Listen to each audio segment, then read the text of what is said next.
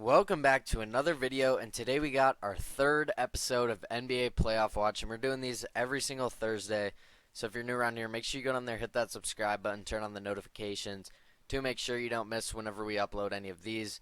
Along with this, we're actually posting 4 times a week here, Monday through Thursday. Monday's going to be college basketball, Tuesday's going to be college football, NFL's going to be Wednesday, and then NBA Thursday. I switched it around this week. We're going to switch it back, though, for next week.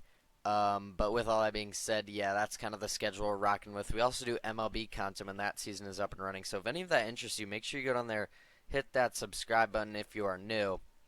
But with all that being said, let's go ahead and look at the standings over in the East. We're going to look at both conferences, the standings as we speak right now. And then we will put the seeds in a playoff bracket and predict it from there. So starting out at the top, the Cavs still undefeated. I said last week, I don't know if the Cavs will ever be in the one spot again. I mean, I expect the Celtics to finish there still. But with the way the Cavs are playing right now, I mean, they're playing like arguably the best team in the NBA. I mean, it goes without saying. I mean, they're undefeated. They have the second highest point differential in the league as well. I think the Cavs are a really good team. I think the Cavs could potentially finish as the second overall seed. I didn't expect that this year. I thought it would probably be the Knicks, maybe the Bucks, maybe the Sixers. We'll talk about those two teams.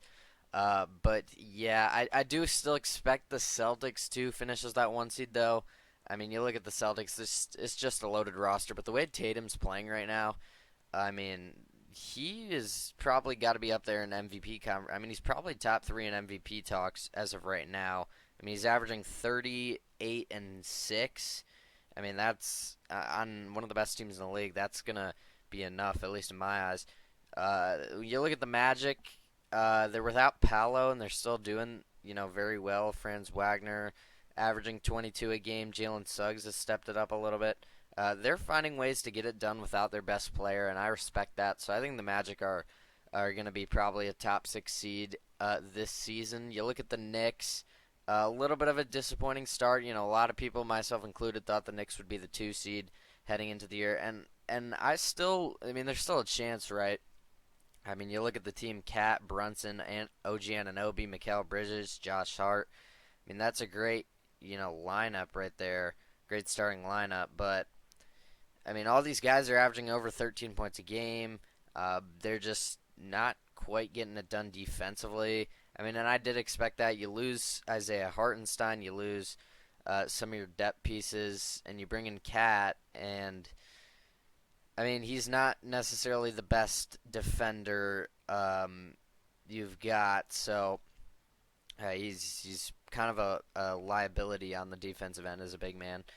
So maybe we see the Knicks try to trade for another big man. I don't know. We'll see what happens. But yeah, the Knicks have been a little bit disappointing, and same with the Pacers. I mean, these two teams are still 4-5 in the East because the East is just, at least as of this point, very weak. I mean, there's only 3 games above 500 in the East. But yeah, Tyrese Halliburton has kind of, he hasn't been scoring the ball very well. He's been, in my eyes, pretty disappointing to start out the year. Well, I do expect him to figure it out and pick things back up, but again, it is a little bit worrisome. You look at the Bulls. Look at this. They're top 6 in the East. I wouldn't expect this to ever happen again, but hey, as a Bulls fan, I'm going to take it while I can. Levine and Vucevic are both averaging over 20. Kobe White's averaging just under 20. Yeah, we're doing our thing. We're 5-7. We just beat the Knicks last night too, so that's definitely exciting. Now, again, do I expect the Bulls to be a playoff team? Probably not. Could they make the play-in? Sure. But I kind of knew that coming into this season. You look at the Hawks here at the 17, and I do expect the Hawks to probably be at bare minimum a play-in team. Trae Young's doing his thing still over there. Jalen Johnson averaging 19 points and 10 rebounds a game. Trae Young's averaging 24 and 12.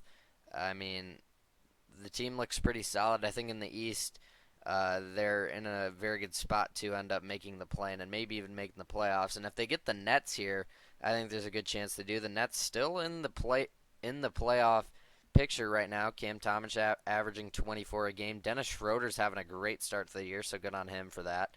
But yeah, do I expect the Nets to probably, drop out of the top 10 here shortly? Yes. I don't think the Nets are very good. But hey, they've been in here the past 2 weeks. You look at a team like the Heat, and 4-6. They've probably played as of right now worse than that. Now Jimmy Butler's missed a few games, so that hurts them a little bit. Jaime Jaquez has missed a couple as well. Um, I don't know. Jimmy Butler just really doesn't look the same. He's averaging 16 a game right now. Tyler Hero's been on a tear, but Bam's his numbers have been dropping. Really, the whole team's kind of been playing down here in the first 10 games of the season, so that definitely does hurt a little bit. And I don't know how great I feel about the Heat, but again, if the Heat are in a play-in with these three teams, I think you can make the argument that the Heat would be the team I trust the most, especially over the Pistons. The Pistons made it in here. We can clap it up for them. They were one of the worst teams in NBA history last year. And look at them. They're in the play-in again. I don't really expect this to ever be the case again, but hey, Cade Cunningham's averaging 24, 7, and almost 9 assists. He's having a great season. Jaden Ivey's stepping it up. So the Pistons maybe have a bright future ahead of them, so that's definitely something to get excited about. The Hornets were actually a team I was very high on coming into the year, and I believed they would be a play-in team. They were my 10 seed I predicted, and you look at this team right now, LaMelo Ball's averaging 30 a game, Brandon Miller's averaging 16, Miles Bridges. I think there's a good pieces here. I think the Hornets are definitely still in play for a possible play-in spot. But right now they're sitting at 4-7. The Bucks, man, they're 4-8, and you really it's got to be coaching at this point. I know they've won a couple games recently, but it has to be. You look at Giannis averaging 33, 12, and 6. Dame's averaging 26, 5 and 7. I know besides those two guys, there's not much there offensively, but you just have such a talented roster. It's a shame that you're 4-8 to start out the year. But looking at the Wizards, yeah, we kind of knew this coming in. The Wizards are probably going to be the worst team in the East. I think I predicted the Wizards to be the worst team in the East. The Wizards may or may not be the worst team in the league as well. Jordan Poole's been solid. Kuzma's been in and out of the lineup. Bilal Coulibaly's looked good, I guess, but again, there's not much to get excited about. We'll keep an eye on Alex Sarr, though, see how he's doing, check up on him every once in a while. The 76ers have only had one game with Joel Embiid, only 5 games with Paul George, and now Maxey is out for a month. So the 76ers are probably the most injured team in the league. They're sitting at 2-9. I'm not super worried here. Their best 3 players have been in and out of the lineup all season so far.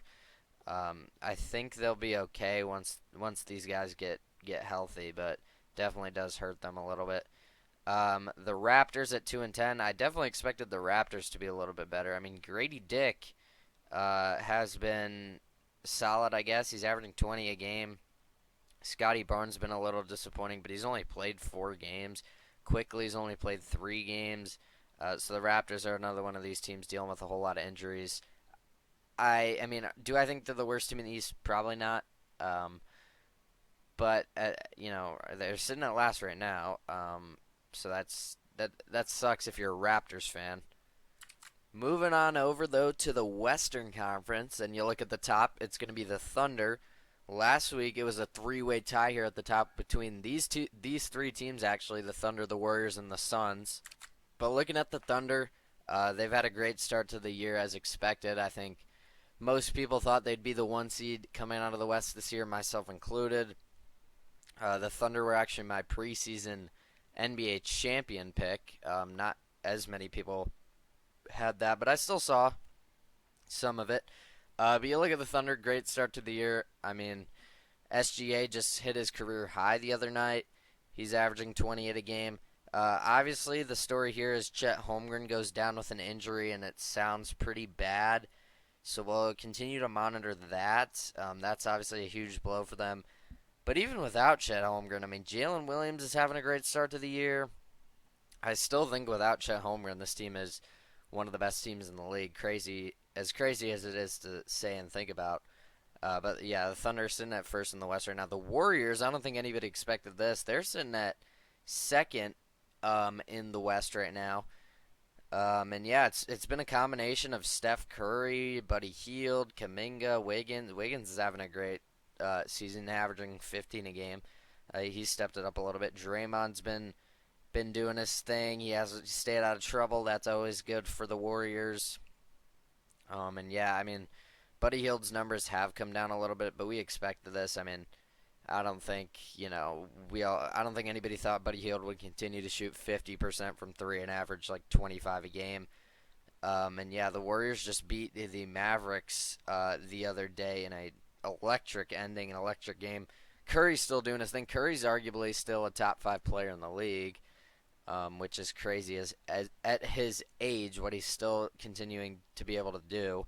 The Suns here at 9-3, and obviously the story more injured. There's a whole lot of injuries. It sucks this early in the season how many injuries we're dealing with. But Kevin Durant does go down, so we'll see how long he misses. But I was saying last week he's playing at an MVP level.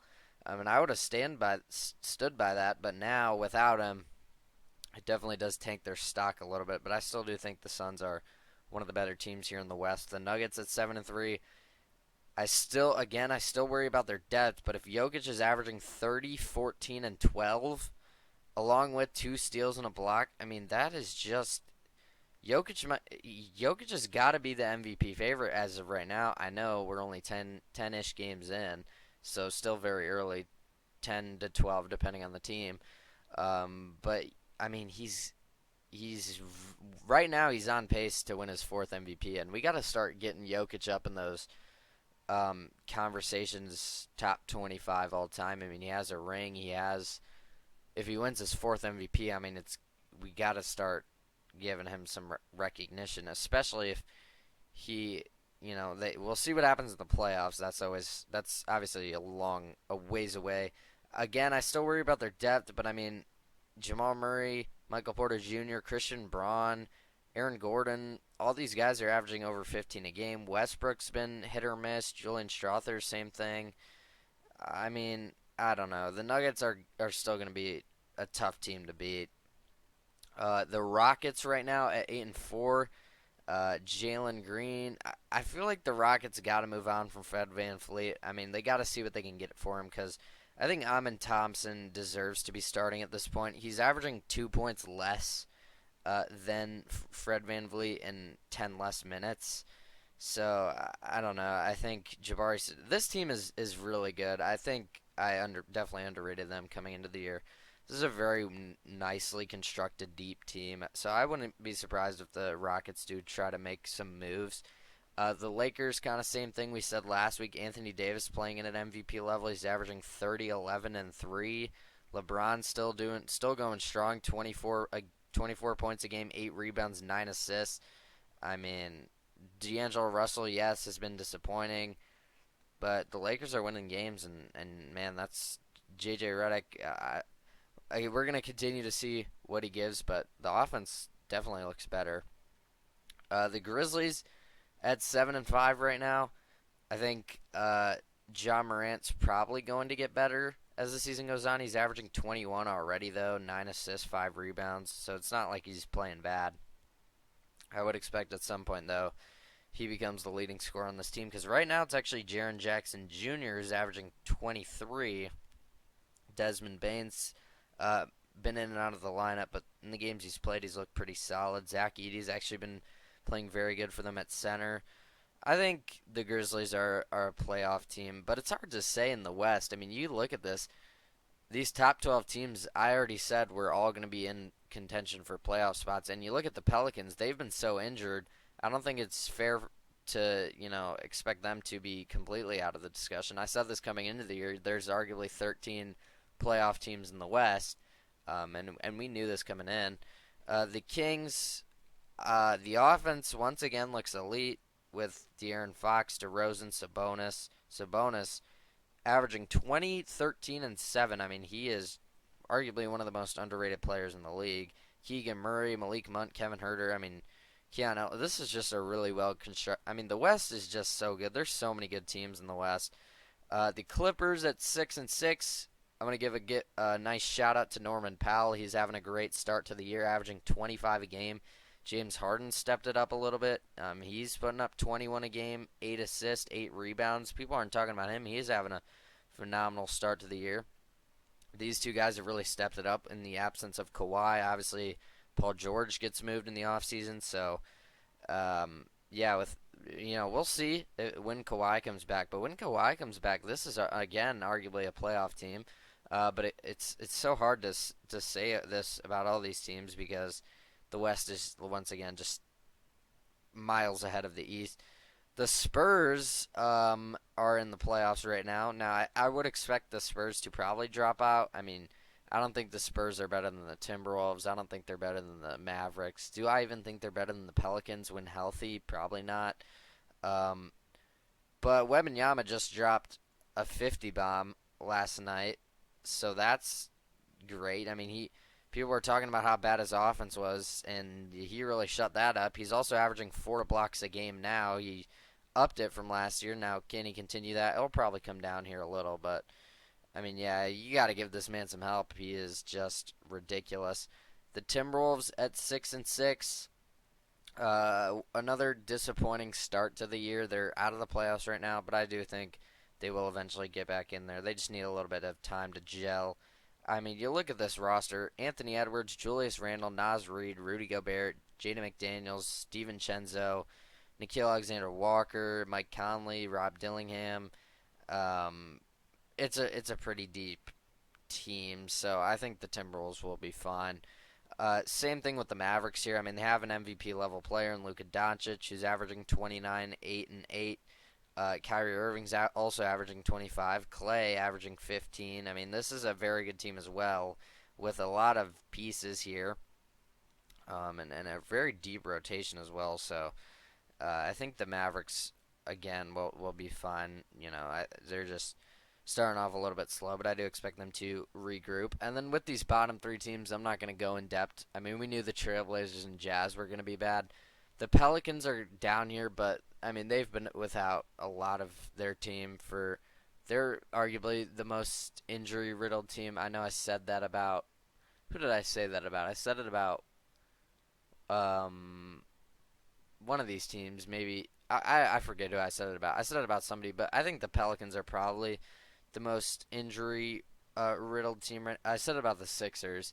Them and the Sixers, I mean, those two teams are very, injured right now. I think the Pelicans, when they're healthy, are arguably a playoff team in the West. But again, it's so hard to say that when you got 13 playoff level teams in the West and you've only got 3 teams above 500 in the East. Crazy to look at. But let's just go right on in to the playoff bracket right now. And yeah, so we're going to start out in the bottom left corner with the Grizzlies versus Kings. In this game, it could definitely be either way. But I think I'll go ahead and take the more, balanced team offensively and defensively. I'll take the Grizzlies to win this one. I think it, again, could go either way. The Kings are very good offensively. But I think the Grizzlies just bring a little too much on both sides of the ball. You look at this other West play-in game, the Clippers versus Spurs. I'm going to trust the Clippers here a little bit more than the Spurs. The Spurs are still a very young team. Wembanyama's yet to play a playoff game. I know this is the play-in, but you get what I mean, a postseason game. I think I trust the Clippers here a little bit more. But with the Clippers being banged up, I'm going to go ahead and say the Kings do get that 8th seed. I think the Kings are a very good team, especially offensively. I mean, that three-headed monster, and they have a lot of pieces there. Their depth is very good. The Kings are actually a very underrated team, at least in my eyes.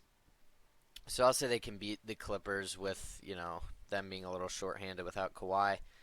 But again, Norman Powell has looked, and James Harden as well, have looked very good. Looking at the East play-in, I'm gonna say the Hawks beat the Nuggets here. I'm gonna say the Hawks beat the Nets here. Pretty easily. I just don't trust the Nets very much, and I was hating on the Heat. I think the Heat are playing very bad right now and look very disappointing. But over the against the Pistons, I'll take the Heat, and same with the Net. I'll take the Heat over the Nets. I mean, you tell me it's a win or go home game. Who do I trust? Do I trust the Miami Heat with Jimmy Butler, Bam Adebayo, Tyler Hero, Eric Spoelstra, arguably the best coach in the league, or the Pistons and the Nets? I'm taking the Heat, so I'll take the Heat, but don't expect them to go very far here. But looking at the West side of things, the Thunder versus Kings. As much as I do think the Kings are underrated and they have a lot of good pieces, I'll take the Thunder here. You know, I don't know, they just look like a very good team. So I'll go ahead and take the Thunder to beat the Kings, even without Chet Holmgren. But that does definitely lower their ceiling a little bit for me, at least here. The Nuggets versus Rockets. This one could go either way. I've been liking what I've seen from the Rockets, but the Nuggets get it at home. They'll have the home court advantage. I'll take the Nuggets here in a playoff atmosphere. I just trust Jokic. Like I said, he's on pace to win his 4th MVP right now. The Suns versus Lakers.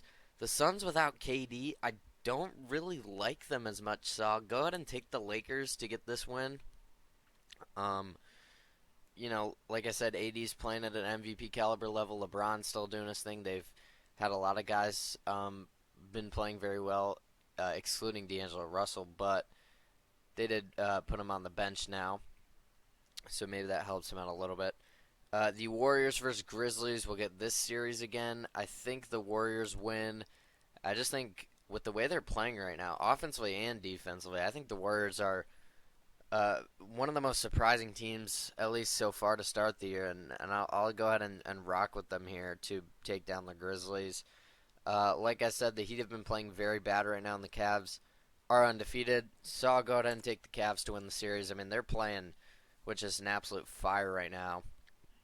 Donovan Mitchell, Darius Garland, Evan Mobley, Jared Allen, all these guys are playing great basketball right now. These two teams here, I've been saying, are both starting off the season a little disappointing.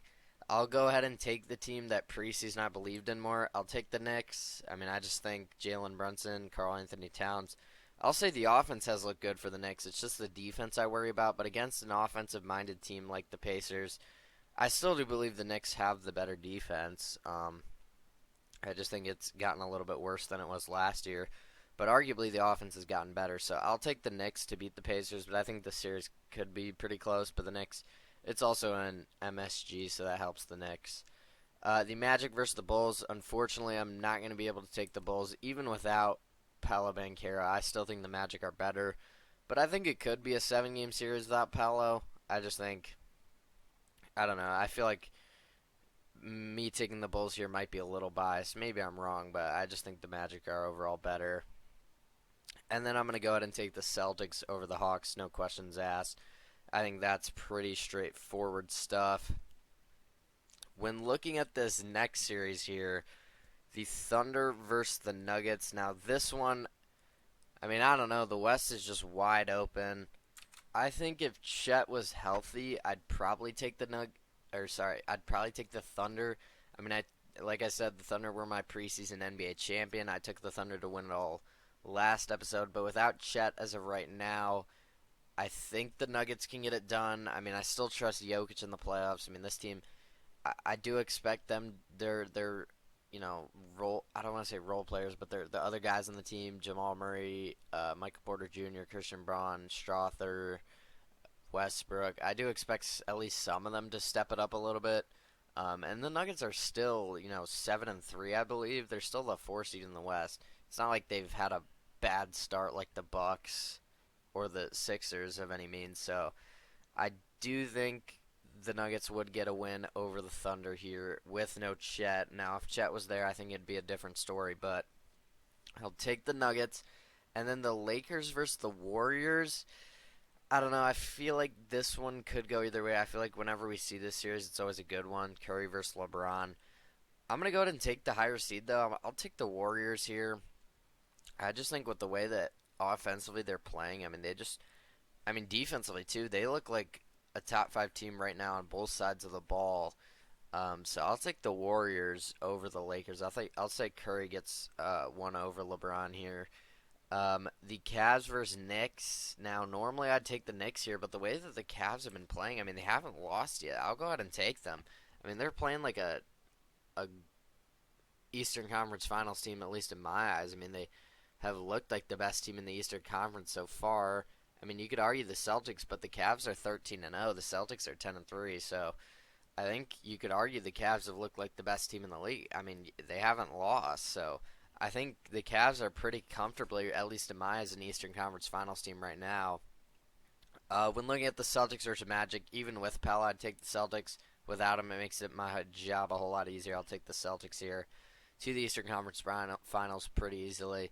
But this sets up a Nuggets Warriors Western Conference Finals, which, in my opinion, I never expected this to be what I predicted.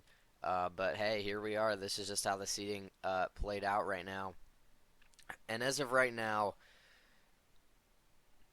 I don't know if I like this because I don't like the depth, but I'll take the Nuggets to the finals. I know you probably don't want to hear that. The Nuggets are always a contender, but I mean, I just Jokic is the numbers he's putting up is just out of this world. And like I said, I would expect some of these guys on this team to step it up a little bit. I don't think they'll all be, and it's not like they're horrible. They're just a little bit worse below expectations. So I'll take the Nuggets, but I'll say this would be a very, very tough series, and it could definitely go either way.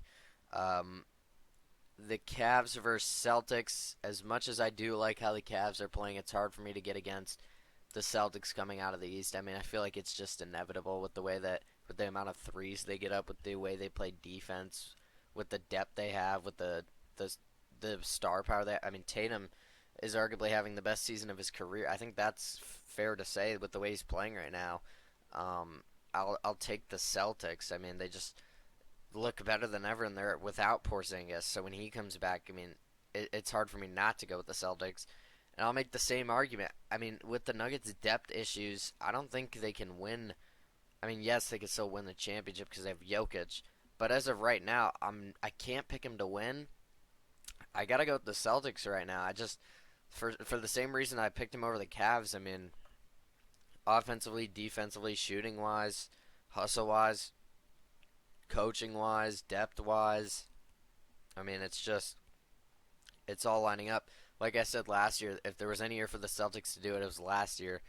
I wouldn't be surprised if the Celtics repeat. The reason I didn't predict that preseason was it's very hard to do. But again, I mean, I predicted the Celtics to make the finals again. I think the Celtics right now are probably the clear favorite out of the East. And I'll say they win it all with an injury, with an injury to Chet and the Thunder. Without that, I might still stick with my pick because the Thunder are probably a top five offense and defense. But as of right now, with the way that these seeding and standings are playing out, I'll take the Celtics to win it all, and I think that's pretty fair to assume. But yeah, that is going to do it for episode 3 of NBA Playoff Watch. If you like this video, make sure you go on there and leave a like on it. Subscribe to the channel if you're new. Turn on the noties to make sure you don't miss whenever we upload a video, because we're uploading 4 times a week. College basketball every Monday, college football every Tuesday, NFL every Wednesday, and of course this, what you're watching right now, every Thursday.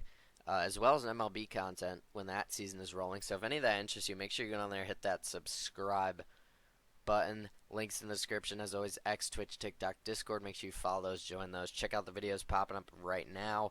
2 most recent vids. You're going to like those. Drop a comment. Any thoughts? Any agree, disagree, whatever your thoughts are. Love to debate down there. But that is going to do it. And I will see you guys next week. We're going to have a weird week coming up. Not next week, but the week after that. So I'll let you guys in on that next week in all of next week's videos. So you don't got to worry about that right now.